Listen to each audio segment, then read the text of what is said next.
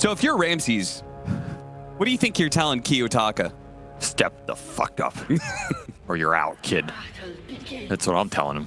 There's no way you want to lose this match right now if you are Quinn Dog versus Ram Dog. Who will be the bigger dog? That's why I had the dog on at the intro. You missed it. I know.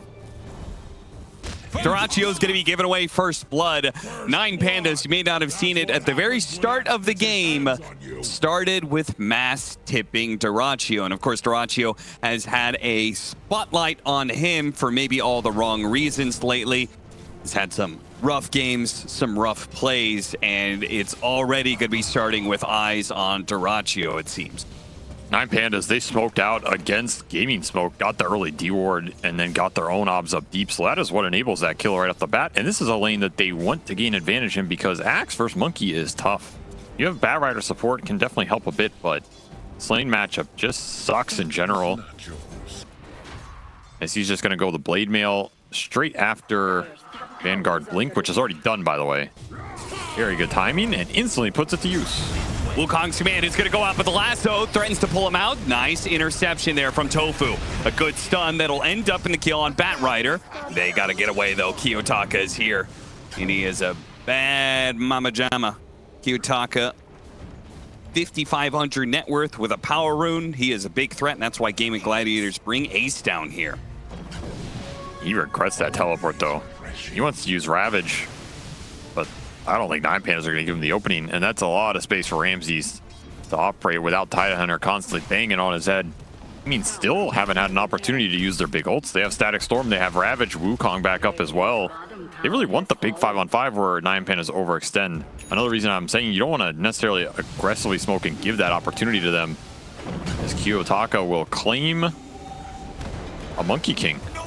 There you kill. Surprised Duracio was still hanging out here, but Kiyotaka had an idea that he would be. Still playing the margins of the map. It's that Diffusal Blade. 0 for Quinn. Very quiet game. Oh no! The cliff interception there. Tofu missing the blast off. As a result, they're still going to get the glimpse back and get both the kills. Right on cue.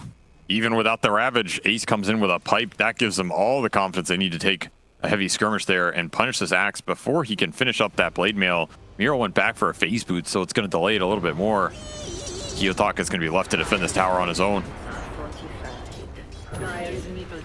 Now you have Ravage coming back up. So Gaming can continue to play aggressive here, just forcing fights, dragging them back with glimpses. This is how they want the lineup to function. Comfortable in their position in this game, as long as they don't get caught by the massive stuns and net worth of Ace. He is the real factor here, and he is going that Ags on the Tidehunter. I think this is the correct call. Just play to boost up your AoE and impact even more. Got the initiation on a Tofu, but they are going to be slowed down, not able to get the pull up to the high ground, and Taris is just giving up his life to try and ensure a kill, and he does manage to get it. Miro cuts in, though, gets a call, now backs away. Playing around this tier 1 tower where Ramses wants to take the fight. That Static Storm is not quite enough. Thanks to Solo healing him up. They're getting out of the Wukong's command. Ace had the Ravage ready to go. It just came up, but 9Pandas were already retreating. So he judges that it's better to hold on to it for a better fight. Which are coming for 9Pandas, but are only there for Kiyotaka. Oh no, Ramses finished his too. God damn, he farmed that fast. So 2 BKBs are up for 9Pandas if they can get in here and contest it, and they will. Gaimin Gladiators going to play on the high ground here. 9Pandas going to have their smoke break, and Taris just runs headlong into Ace. And immediately going to take advantage of this one. Gets the we got 3. Everybody with the Meteor on top of that one. Where's your BKBs? They finally pop them now, but Ramsey's just going to have to walk it off while the rest are left behind. Miro's going to die, and it's only going to be Kiyotaka and Ramses. Maybe not even Kiyotaka. He's forced to use his BKB in order to TP out successfully. That was a well set up defense from Gaimin Gladiators and a big stumble from the Pandas. As well as that defense was set up, it also felt like 9Pandas just quite literally walked into it. Yes. Like Ace just walks into them and ravages 3, plus the Bat who's dead. I mean, indeed. Hammer on 3 as well. They're all stuck in Wukong. They're all stuck in field. I mean, you say attempted because I don't really think they fought back too much in that one. No, but now he has BKB, which I do think is maybe the more important BKB for the 9Pandas here. Sure. he can go in first. He can create the vision, create the space, scout out the Tidehunter, protect his cores, and still find an initiation. There are no BKB interactions here for Gaming. It's just free reign. He's going to pop exactly the last, that. but he doesn't pop the BKB. He does manage to get a really good call out. Miro is going to try and kill Tofu, but he's Static Storm, so he won't be able to get it. Did a lot of damage. Maybe 9Pandas can try and turn if Gaming overextend. They still have Ravage, though. Have to be wary. Thinking about it. Doesn't pop it. Kiyotaka actually uses his BKB, and Ace will just be able to walk away. 9Pandas did a lot of damage in that fight, but not on one single target. So Gaming will claim 2 and walk it off. They did more damage than Gaimin Gladiators, but got 0 kills, and Gladiators got 2. Question is 9Pandas both thinking about that and able to execute that? It all comes down to a lot of vision and mind games here. Gaimin Gladiators. They're going through the gate. For Roshan. They know what's waiting. Great. Oh, Ramses. He can break him. He's right on top, and they get the call. They immediately break him down. The Dream. Gladiators have stumbled into an ambush. They get off the Static Storm, but heroes inside of it. The ones it's a massacre. Are still fine, though, because there is no damage. Everybody is dead. Blindly going through a portal like that. I do not recommend. 9Pandas were ready and waiting. The trap has been sprung. They got a gem out of that. They got a 4-man wipe. And you could not ask for an easier break initiation for Ramses. It got gifted to him. Tide, that's not necessarily guaranteed again. That was like your one initial pop. Ace is going to be more wary of it. And you do not want to get stuck in this Roche pit versus the Ravage versus the Wukong. So 9Pandas are going to try and take this fight outside of that clumped area.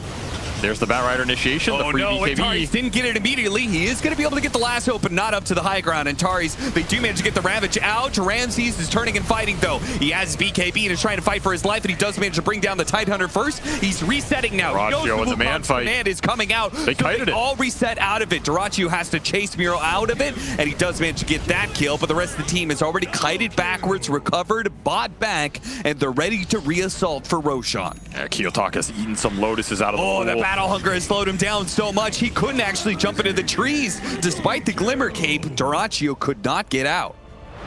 This game is getting hard for Gaming. The Tidehunter, for all he's done this game, is suddenly hitting a brick wall in this Chaos Knight with the Silver Edge. I mean, you get a Ravage on Ramses, but you can't chain it. These stuns do not last as long as they used to. He has Titan Sliver for some extra status resist.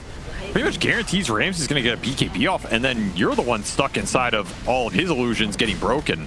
Just melts. That type of fight setup is not going to work anymore for Gaming. They need some new approach. The Static Storm jump is there, and the first time you do it is the best because you're going to catch 9Pandas by surprise. They're not going to be thinking about popping their BKBs early. Might just be happy to tank the Ravage, and then unhappy they did. High ground ward for Gaming. He's going to find the ward. Found the strike into the Ravage. They caught the ward flank. The didn't even need it. Afterwards, they didn't need it. So he can use it on the second line. Oh, Static this is Storm. good. Ward flank's in trouble. He's dead. He's dead. He's dead. There's no amount of saves that Miro can do to stop this one. In fact, he's going to have to eat the cheese to keep himself alive. TP out. And it is a, well, it was a 9-second BKB. It was a fresh BKB, so he's able to make it out solo. See if he can get away. Nope. Dust immediately reveals his position. 3 dead, and they got through Aegis and Cheese. You were right. The first time you're able to do it, catch him by surprise, it's all the more effective for it. And they didn't even need Static Storm to kill the Morph the first time. That is a very good sign for Gaming. If you don't even have to drop it to get the big core kill, you get him twice for the price of 1 off the high ground ward. Just some too much casualness from 9Pandas, not respecting that smoke can come from Gaming on that high ground ward, and maybe not thinking about this disruptor ags, but these are the factors that win or lose you games versus an incredibly solid team. And now Gaming are going to push their advantage with the breath of life they've been given here. Dyrachyo is approaching his 5th slot with that butterfly, and he has Penta Edge Sword for some extra range. The barracks are going to fall, and they're going to even out this game. Ramsey's cutting some waves. He's slowing this down a bit. Gaming will get what they wanted off of that disruptor ags, and that is why sometimes you prioritize the 5. Sometimes. Now, they couldn't go for 2 lanes of barracks, and there is their Octarine. Yeah, there's a lot of network was missing. pretty much full, and Tidehunter not be able to get that for himself. But they will still smoke up and still try and take a fight, and they have kind of like an Octarine. Quinn gets an Arcane Rune. On top of Spell Prism, he is very strong right now. And they spot Ramses right now. They're want going to the go jump. for it. Found the strike. Ravage. That was so close. In The storm. time. And the mine's Don't need going to it. be laid out. And the tentacle came out and hit the other three. A big swing. They do have the buyback, though. With that Ravage and Static Storm now down, Gaimin Gladiators have to rethink the rest of this fight. Yeah, they need to get the hell out. Ramses is looking. He'll find a straggler. Remember, there's still Wukong up. There is. They're going to be walking into this one. This is a dangerous point. Miro, he's going to be the first one down, and Ramsey's trying to get out. The heal comes through. Thanks to his BKB, he can walk out. You can see him try and heal up a little bit, but he got glimpsed back. He didn't respect it enough. That's a dieback for him, and that is just straight up the end of the game. There's no way this Morphling can handle this by himself. In fact, he dies immediately afterwards. Solo's the last one down, and it ends with a Quinn Ultra kill. From the start of that game, getting massacred in lane to massacring them with an Arcane Rune, Spell Prism, Ember Spirit. Some nice timing to hit their stride. They hold on long enough for the AoE